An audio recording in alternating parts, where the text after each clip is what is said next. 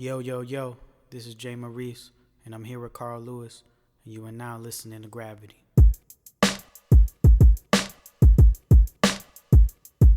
Mic, check. Yo.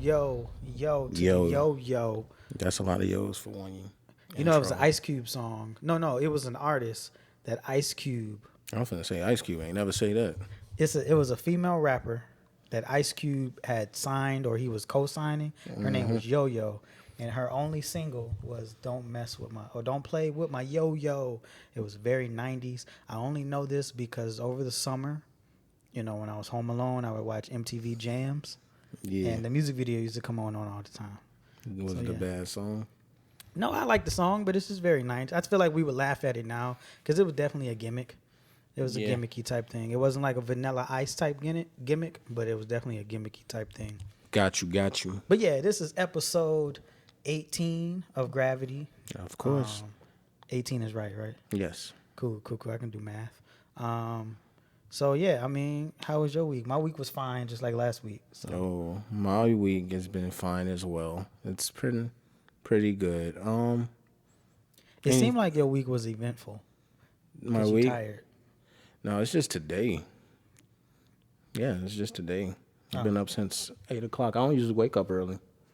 I wake up at like 11. Yeah, broke nigga time. I get it. Yeah. You know they say you have Instagram? No. So on Instagram, you probably see them on Facebook too.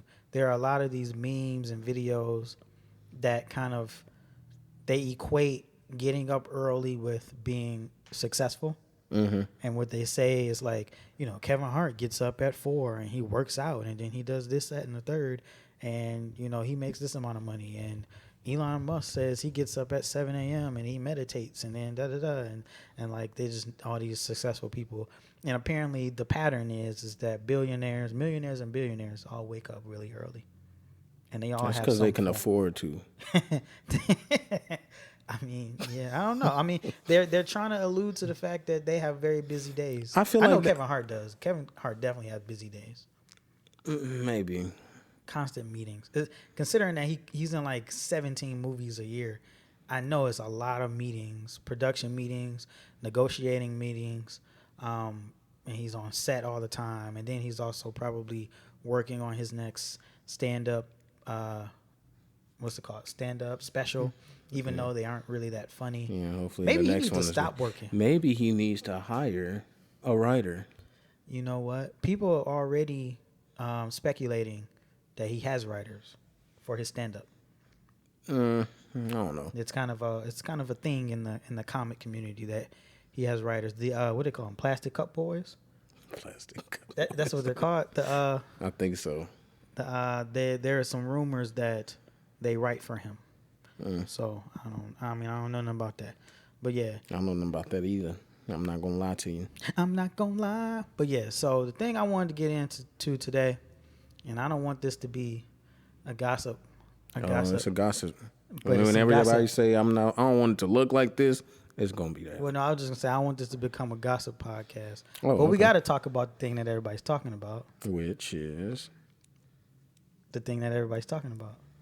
What is everybody talking about? I don't know. Everybody's talking about Mr. Jackson and his lovely affair. T. Jackson, what's happening, fellas?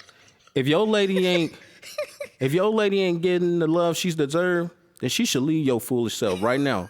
Do better, King. Ladies, if your man ain't giving you a paycheck, every check he get, he just gonna spend it on the next woman. Leave his head. Well, yeah, I know who he is. And that was the craze he used to always do. Man, he used to kill me with those videos. I don't know why I was laughing so hard at that. No, I do know why. So it's interesting how everything plays out for me. So what was that, like a month ago you introduced me to Kevin Samuels, right? So Kevin Samuels introduces me to this side of YouTube that's called like the Red Pill Men or something, which is basically men who say all the things that I say, essentially. And they hate this guy. Now, mind you, I had never heard of this guy. But really? Wait, you never heard of him? I might have seen a video or two, but like when it comes, So how did you laugh at the thing I was talking about? because ever since the scandal, I've been doing my research. Oh, okay. So now I know a lot of what's going on. But it's just funny because going down that rabbit hole, starting off with Kevin Samuels, I discovered that I just see all these video titles because you know how YouTube, the algorithm changes once you start watching things. And it's just like, Derrick Jaxn is a simp. Like I see just from a bunch of different YouTubers, just like why Derrick Jaxn is a simp. And then I think Kevin Samuels got a video like why Derrick Jaxn can't save 40-year-old women. And it's just like, okay. So I'm like, so I start watching some of these videos and then they kind of, they show some of his videos and then they respond to him. And other than that, I was like, okay, you know, I guess I can see why they don't like him, but it's whatever. And literally, that was probably like 2 weeks ago. And then this shit come out, and it's like, wow, that is crazy. So the Red Pill community on YouTube, they are having a ball. They are having a field day. Yeah, like, and then regular social media is just having a field day with him too. Yeah. But the thing that it made me think of, you know, we don't got to get into the scandal and what he did, you know, cheating on his wife. The thing that it made me think of is the idea of monogamy and the idea that if Mr. Perfect Derrick Jaxn couldn't stay faithful, do you think that maybe monogamy is natural for men or women? Do you think that's a natural thing, or do you think it's a societal thing? He just, I mean, like you said, he wasn't no perfect man. Well, he was supposed to be considered as Mr. Perfect. Yeah, he was presenting supposed to himself practice as what that he way. preached, even though whatever. I don't know the whole story behind that, but if you want to, you would do it. I just think there had to be some problems in the relationship to begin with. Because I did listen to something where this was just him talking, not the wife at all. It was just him talking. It was probably the first video. Yeah, and he had to keep adjusting his shirt. I don't remember. Oh, no. I just know he was at a computer desk. Yeah, and so that must have been the one. And his shirt, he had on one of those like those shirts that's like supposed to be a V-neck, but it looks like somebody's been pulling on it, and it kept like being weird, so he kept adjusting it. But yeah, anyway, I was laughing at him. Yeah, I think that video he kept saying something like, let it be known I didn't cheat, let it be known I didn't cheat, let it be known I did not cheat. Yeah, he wouldn't admit it. He kind of danced around. It was the same video. He was like, well, we had a sexual relationship without actually ever having sex. Yeah. That's the same video. Yeah, that's what he was saying. So it's like, I don't know, he's saying like they used to flirt, maybe must have did things together that just didn't involve sex, maybe. Yeah. I don't know. That's what he kept saying, though. He kept saying, I did not cheat, though. I did not cheat. But no matter what he say, I still see on the internet with me saying, oh, he cheated. He cheated. Yeah, he definitely cheated. He cheated. Because you can tell in his body language. You can tell but I think if he cheated, wouldn't she also come out and say it happened? I don't know. Unless she's trying to save his brand or something. I think at this point, it's pretty obvious that they're both. I don't necessarily believe that she is putting up a facade the way that he was, but I do think at this point she is definitely trying to help him save the brand. I don't know if it's because maybe she has a financial incentive to do so, or if I don't know what her motivations are, but I definitely think she's trying to help him save the brand. Yeah. And that might be the reason. And I don't know. It's because they tried to make it seem like prior to the side pieces, you know, quote unquote, exposing him, them two have already had their fight, already had their separation, their breakup, and they were at a point where they was working on rebuilding, and it just so happened that this information came out. But on the other hand, it kind of seems like maybe that's not the case. And maybe that's why she is helping him rebuild, because maybe this is not new information to them. It's just new information to us. Maybe. But either way, what are your thoughts on monogamy? Do you think that monogamy, because there's a lot of ideas that maybe monogamy is only something that society kind of pushed onto us, but it's not actually natural. Because if you look at more ancient civilizations, the I mean, if you kings. want to go that far back, then no doubt monogamy wasn't the thing. But it kind of grew into the society saying, oh, it's right and biblical to be with one person for the rest of for the rest of your life when settle down, get married. I believe monogamy can still work. It's just you gotta want it. Like you can't. It can't be something like, oh, it'll come to me eventually. You gotta actually want it, because if you don't, then it's not gonna happen. Like That's true. I'll say this: the very, very, very, very first relationship I ever got in, I stayed committed. I didn't want to talk to no other female. I didn't want to do anything. But until we made that first breakup, that's when I kind of didn't care. So I guess a heartbreak made me feel like whatever. But when I started a relationship, I always was like, no matter what, this one, I'm not gonna mess that up. That's just one person. I'm not gonna put anything in between that. But when you saying when you were single, you was like, I'm for the streets. But when you get in a relationship, but it was also like I kind of lost trust in the other relationships going forward then. But I always like, no matter what, I trust you, I trust you, I trust you, all that. But after the first one, we changed all that. So do you believe that infidelity should be the reason that a marriage ends? If it just happens once? But that's the thing. If it happens once, what's stopping it from happening again? Other than, telling somebody, oh, it's not going to happen. But it's happened before. So now how you going to trust that? I mean, you could rebuild it. You can rebuild it, but it's not easy. I mean, it's going to be, I guess that's what I was going to get to. It's going to be difficult to rebuild that.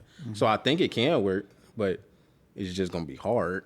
Would you, if you were married, and would you divorce your wife if you found out she cheated? Not right away. You would try to work it out first? Yeah. Okay. Same here. I've had relationships where I've been cheated on and I tried to work it out. I had some where I was cheated on too. And they tried to get back with me. And I've had those too. They don't realize why I'm not trying to get back with them. Yeah, I don't know. I don't know if I had. You know what? Yes. I know exactly what you're talking about.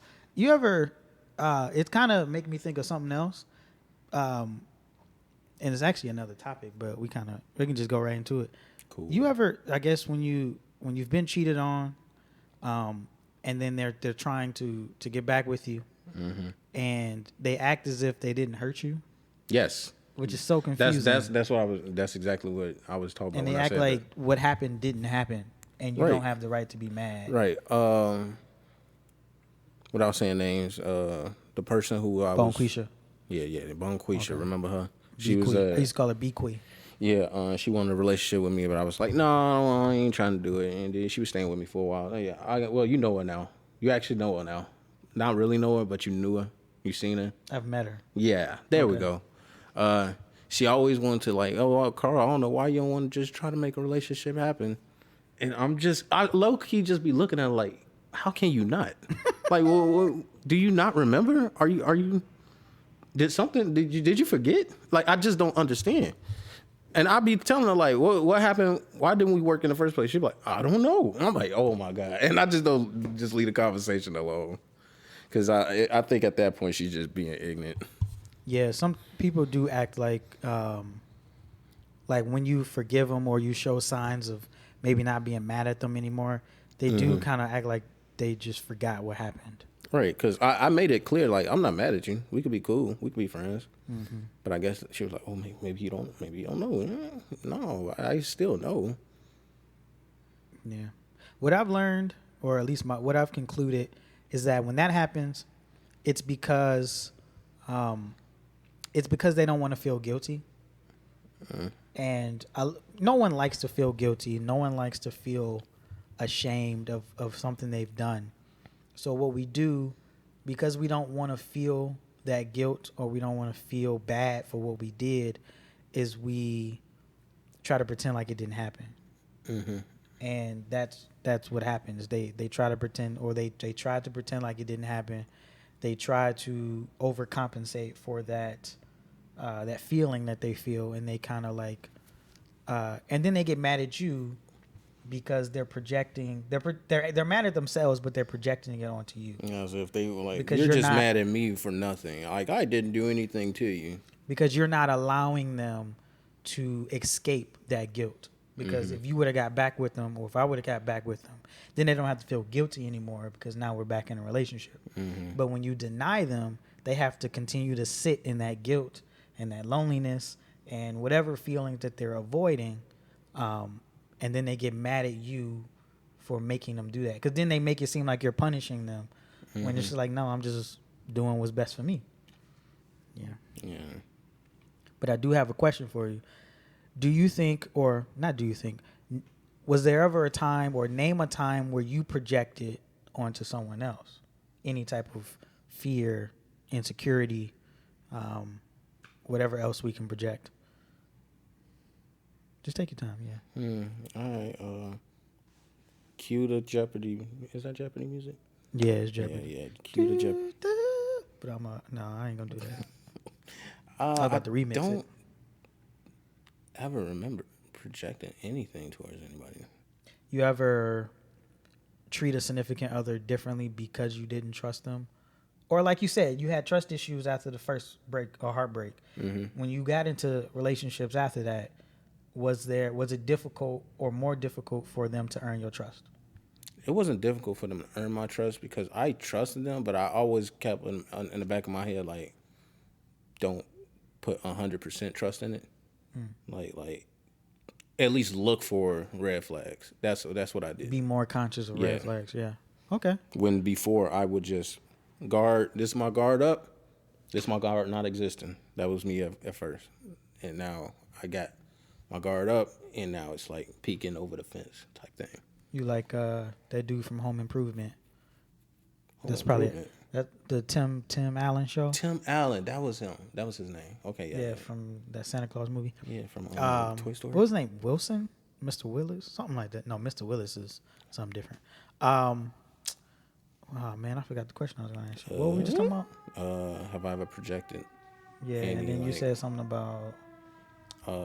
No, you brought up the question that did I treat any of my exes different because of my first experience? Oh, I remember now. So are you the type of person who walks into a situation with 100% trust, and then until they give you reason not to? Yes. Okay, I'm the same way.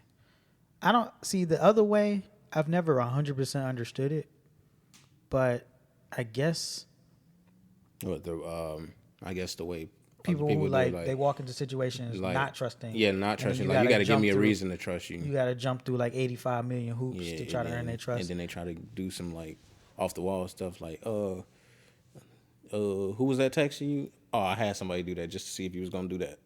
I would hate something like that.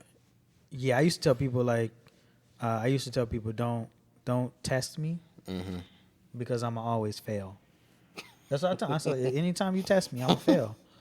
Because I'm not about to change the way I live my life to compensate for any type of insecurity you have. So when you trying to test me, if you tell one of your friends to text me and then you get mad at me for responding, you just gonna be mad at me. Because I'm not gonna do anything disrespectful, but if you wanted me to, or if you expected me to just like ignore it or whatever, you're just gonna be hurt. You should just left it alone. That's how I feel. The smarter thing to do. Yeah, I don't know, but yeah, I guess intellectually I can understand the type of person who is closed off, and they slowly but surely open up. But I guess I always felt like that was kind of counterproductive, and I kind of also felt like it was a little bit selfish, because if you don't feel like you can open yourself to someone, then you shouldn't be continuously walking into new situations. I had a coworker who, I have a coworker who constantly gets in her own way when she deals with men, but she continues to date new guys.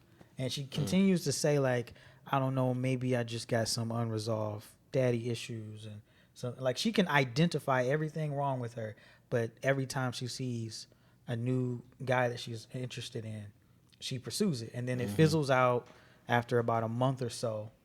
And then she's, like, upset. And she's like, something's wrong with me. She starts going on her self-pity thing. And then a month later, next thing you know, she likes somebody else. And it's like, maybe you should spend some time just alone. And unfortunately, some people don't like being alone, and they feel like, and when they're in a relationship, it'll help them solve the issues that they have. At least sometimes that's how people do it. Yeah, but that's not. And yeah, it's not healthy. It's not healthy to do, and sometimes it's not even the best way to go about it, because you just bring it in more of a problem into the relationship in the first place. And it's selfish, because what you're doing is you're making it somebody else's responsibility to fix you, because you don't want to fix yourself. Mm-hmm. Because then they have to. Because then I've been through this. That's why I can speak to it. Excuse me. But because you have to deal with all of the ups and downs that come with that type of emotional instability. Ooh, there we go. And then oftentimes, because you are the more level-headed person in the situation, you have to be the one who is going to facilitate the argument or the resolution, so on and so forth. And that's a lot of that. I mean, it's not a lot of responsibility, but you don't want that responsibility. Like, No. I don't want to have to make up for everything that somebody else did to you. It's actually funny, because I was watching a Derrick Jaxn parody, because they're all popping up on my YouTube now. Mm-hmm. And they're from like 2 years ago, but it's just funny that they're resurfacing. And one of the things he was like, that he said, he was like, hey Team Jackson, if your man is not willing, what do you say? If your man is not willing to compensate for all the mistakes of your exes, then he not a real man. You need to kick him to the curb. What did he say? He was like, what else did he say? I don't know. I can't remember all of them, but it was hilarious. It was hilarious. But yeah, man. I see. The thing is, I didn't even realize how much of a panderer he was to women. Like, I thought maybe he was relatively objective, but maybe he leaned a little bit on the side of women, because that's how I look at Steve Harvey. He doesn't always give the best advice, but like you said, you used to listen to his show every morning. I felt like he was fair, but maybe some of his ideas was still kind of like in the mindset of not really understanding men, but more so just trying to protect women from men. Yeah. Or really trying to protect women from men like him, or who he used to be, which is what I think Derrick Jaxn is doing. His whole career is him trying to protect women from dudes like himself. He was projecting on us. That's what he was doing. Mm-hmm. But yeah, once I started seeing all the parodies and the reaction videos to his older clips and stuff, he really was like that. Yeah. He really... Yeah, I wasn't joking when I made that statement. I would not put it past him to have a video somewhere where he's like, ladies, if your man not willing to compensate for the mistakes of your exes, you need to... I would not put it past him to put something like that. So what do you think he's going to do moving forward? Because eventually this is going to blow over. Yeah, so another thing that I did listen to from that first thing he did was he emphasized a lot. His book? Well, that too. Don't forget the book in the description below. He kept emphasizing, like, I found God now. Mm-hmm. God is my savior. God didn't believe in God now, but now I do. So I think it's going to be more, his brand is going to be more focused on, like, a Christian or biblical level now. The way Steve Harvey did, basically. Yeah. So I think that's the route he'll go. It seems like it is. Next thing you know, he's going to be in a Tyler Perry movie. I see the meme that said Tyler Perry in the cut writing the scripts on the situation. Low key. It's crazy. It's crazy you bring up the God thing, because another video I saw, it was Ryan Davis. He was doing this thing where he was talking about how he doesn't like how people use religion to manipulate. Mm-hmm. And he pointed out this pastor who had this video of this is gonna get kind of graphic. He was, what is that they do when they take the demon out of you? And you know, like and they got Exorcist? Yeah, but not like the Catholic church way, but like just in the Christian church, whatever, like a Baptist church type way. But basically, he was like praying over this woman during the service, and he was praying. This is gonna be so nasty. He was praying the cum of the man's dick she sucked out of her, the cum demon. This is a real. I can show you. It's a real video, and so she was spitting up, and it was clear that she was acting, and. You know, like did you grow up in the church at all? Yeah. You know when people catch quote unquote the Holy Ghost, and you got people trying to hold them and stuff. Mm-hmm. Guess who one of the people holding her was? Derrick Jaxn. Really? Mm-hmm. And it wasn't his video; it was this pastor's video. So it's like, and Ryan Davis was using the video to expose the pastor, but then he was like, "Wait, is that Derrick Jaxn?" And he's standing there holding this woman while she's spitting up and slobbing, pretending like it's semen from the man's dick she sucked. And it's the semen demon. That's the name of this episode. The semen demon. And it's like, oh man, that's crazy. He just in the video. So apparently he go to that church, or he was at. I don't know, man. It's conspiracy. So yeah, he probably is gonna use the gospel angle, and he just gonna be. I just hope women don't continue to fall for it. They will, but they will. Yeah. A nice man with some biceps, talking some truth. He gonna get some likes. He ain't talking no truth though. It's sounding like some truth. Yeah, he says it very. Yeah, if you make it sound good, it's gonna sound like the truth. Yeah. To most people. I don't know, man. And it's because it's coming from a man too. Because one of the biggest complaints is that women love to get advice from women about men, but he's actually a dude, and it's like it's terrible. It's terrible. And he's such a. This is what made me realize he was pandering. I was watching another video, and what did he say? He said he was. This is gonna get complicated. The guy I was watching was reacting to Derrick Jaxn reacting to another video. Okay, that makes sense. Yeah. So the original video that Derrick Jaxn was reacting to was a gentleman cussing. He was like angry, talking in his camera, saying, you know, I was just trying to. How come every time you talk to a female, she think you trying to holler at her and she's being rude and da da da da. I was just trying to tell her. I said, you know, all I said was excuse me, and then she started rolling her eyes, and he was like. You know, and then I was like, what's wrong? And she was like, I got a man. We happy together. We got this many kids, blah, blah, blah. And he was like, all right, but I wasn't even trying to da-da-da. And then he was just like, all I was really trying to tell her was that her shoe was untied. Then this is Derrick Jaxn's response. Basically, he was saying that because women have to deal with so many dudes trying to holler at them, that it is their prerogative whether or not they should be, it's their prerogative whether or not they respond rudely or not.